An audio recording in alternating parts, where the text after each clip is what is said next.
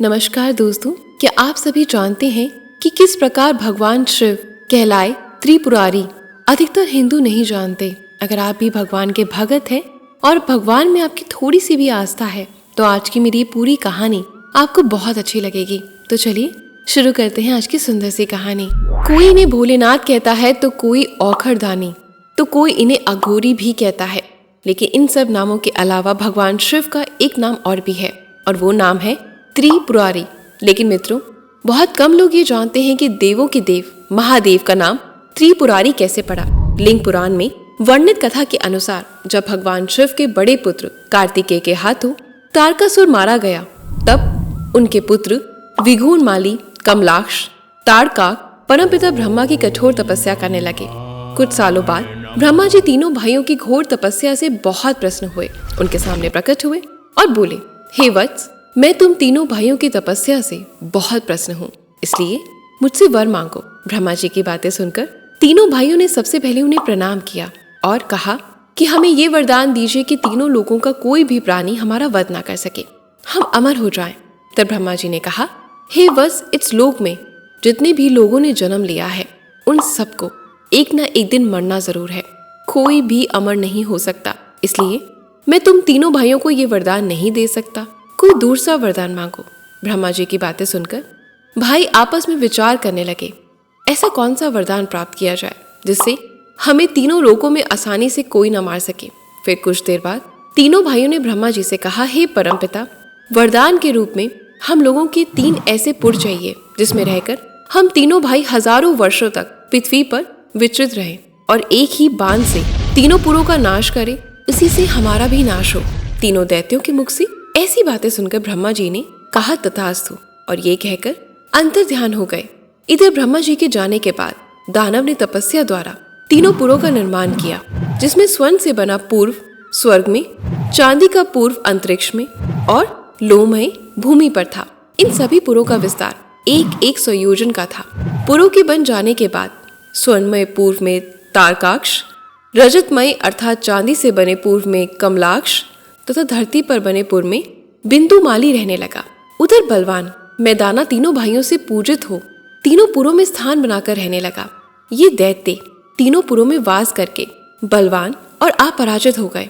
इसके बाद ये तीनों भाई इंद्र सहित सभी देवताओं को ऐसे जलाने लगे जैसे अग्नि वृक्षों को जलाती है, जिससे दुखी होकर देवतागण भगवान विष्णु की शरण में गए और वहां पहुंचकर भगवान विष्णु को सारी बातें बताई। तब भगवान विष्णु विचार करने लगे कि देव कार्य के लिए क्या कार्य करना चाहिए। फिर कुछ क्षण बाद उन्होंने यज्ञ मूर्ति भगवान का स्मरण करा और देवताओं से भी कहा कि यज्ञेश्वर भगवान का स्मरण करो, इससे तीनों पुरों का नाश होगा। फिर भगवान बोले, संपूर्ण प्राणियों को मारकर जलाकर यदि महादेव का पूजन कर दे तो वह पापों का फल नहीं भोगता, वो निष्पाप हो जाता है। डिमांग लिंग की अर्चना करने के कारण ये पापी असुर वध नहीं किए जा रहे थे। इतना कहकर विष्णु भगवान ने हजारों भूतगणों को उत्पन्न किया। तब विष्णु भगवान ने उनसे कहा कि हे भूतों, इन तीनों पुरों को जलाकर भस्म कर दो। भगवान विष्णु की आज्ञा पाते ही भूतगण उन्हें प्रणाम कर तीनों पुरों को भस्म करने चल पड़े, परंतु वहां पहुंचकर पुरों के बदले सभी भूतगण ऐसे भस्म हो गए जैसे अग्नि में शलाभ नष्ट हो जाए। ये देखकर तीनों पुरों में रह रहे दैत्य बहुत प्रसन्न हुए और नृत्य करने लगे। उधर भूतगणों के भस्म होने के बाद इंद्र सहित सभी देवता दुखी हो गए और फिर भगवान विष्णु की शरण में आए और उनसे कहने लगे, प्रभु, हम लोगों को बचा लीजिए। देवताओं की बातें सुनकर विष्णु जी ने विचार किया, त्रिपुरवासी दैत्य महापाप करके भी रुद्र का अर्चन करते हैं, इसे ये निष्पाप हो जाते हैं, उनके कार्यों में विघ्न होना चाहिए, तभी इनका नाश होगा। ऐसा विचार कर उन्होंने एक मायावी पुरुष को उत्पन्न किया। उस मायावी पुरुष और उसके लक्षण वाले शस्त्र को देखकर सभी हैरान रह गए। फिर वह माया से निर्मित पुरुष पुर में गया। दैत्य उससे मोहित होकर शस्त्र को छोड़कर उसके शिष्य बन गए। स्त्रियां पति को त्याग कर स्वच्छंद विचरने लगी। स्त्री धर्म नष्ट हो जाने पर दुराचार फैल गया।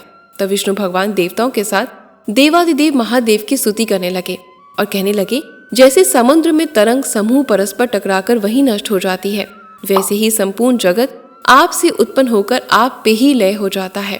फिर देवताओं की स्तुति से प्रसन्न देवादिदेव महादेव नंदी पर हाथ रख के प्रकट हुए और बोले, हे देवताओं, मैं त्रिपुर के दाह का उपाय करूंगा। इन्हीं के साथ सब नाग देवता और गण नाचने लगे और फूलों की वर्षा होने लगी। इधर कुमोदर नाम का असुर देवताओं पर अत्याचार करने लगा, जिसे देवता हाहाकार करके भागने लगे। मुनि उस दैत्य के भय से ओम नमः शिवाय का मंत्र जप करने लगा। तब नंदेश्वर शूल हाथ में लेकर वृक्ष पर चढ़े हुए थे। वहां पहुंचे नंदी को देखकर कुमोदर और उसके गण सिर से प्रणाम कर प्रार्थना करने लगे। आकाश में नंदी पर पुष्प वर्षा होने लगी। उन्हें देखकर इंद्र देवता स्तुति करने लगे, शिलादि पुत्र आपको नमस्कार है। इस प्रकार नंदीश्वर स्तुति से प्रसन्न होकर देवताओं से बोले, हे देवगण, आप लोग मेरे प्रभु के लिए धनुष, बाण, व्रत आदि का निर्माण कराइए और तीनों पुरों को नष्ट हुआ समझे। नंदी की बातें सुनकर देवतागण उसी क्षण देव शिल्पी विश्वकर्मा के पास गए और उन्हें सारी बात बतलाई। देवताओं की बातें सुनकर विश्वकर्मा तत्काल धनुष, बाण, रथ आदि का निर्माण करने लगे। इस क्रम में उन्होंने सबसे पहले एक दिव्य रथ का निर्माण किया, जिसमें दाईं ओर एक पहिया सूर्य और बाईं ओर का पहिया चंद्रमा था। दक्षिण में 12 तथा उत्तर यानी बाईं में 16 आरा थे। दोस्तों, आड़ा गाड़ी के पहियों की वे चौड़ी पटरी होती है जो पहियों की गड़ाड़ी और पट्टी के बीच में जुड़ी रहती है। इन आराओं में एक तरफ आदित्य और दूसरी तरफ 16 चंद्रमा की कला थी। सब नक्षत्र बाई तरफ भूषण थे और तथा 6 ऋतु नेमी थे। हस्त्याचल और उदयाचल दोनों उसके जुआ थे। सुमेरु उसका अधिष्ठान था। उत्तरायण तथा दक्षिणाय और उसके चक्र संगम थे। स्वर्ग और मोक्ष दोनों ध्वज थे। धर्म और विराग दोनों दंड थे। यज्ञ का दंड आश्रय दक्षिण संधि 50 अग्नि उसमें लोहे के स्थान पर थी। इसके अलावा श्रद्धा गति थी। वेद उस रथ के घोड़े में भूषण थे। 6 अंग उभूषण थे। पुराण, निवास, धर्मशास्त्र इत्यादि उसके वस्त्र थे। दिशाएं पैर थी। वे रथ सभी प्रकार के राग और स्वर्ण से भूषित था। चारों समुद्र उसके चारों ओर के कंबल थे। सरस्वती देवी थी। विष्णु भगवान बाण थे। सोम शैले थे। इसी प्रकार दिव्य रथ और धनुष को तैयार करके ब्रह्मा को सारथी बनाया गया। उसके बाद उस दिव्य रथ पर पृथ्वी और आकाश को कपाते हुए शंकर विराजमान हुए। फिर विनायक बालक के रूप में प्रकट हुए। देवताओं ने उनका पूजन किया।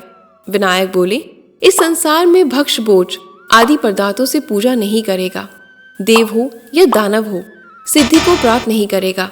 ऐसा सुनकर इंद्र अधिक सभी देवताओं ने विनायक भगवान का पूजन किया और फिर गणेश्वर तथा नंदी आदि भगवान शंकर के पीछे चले गए।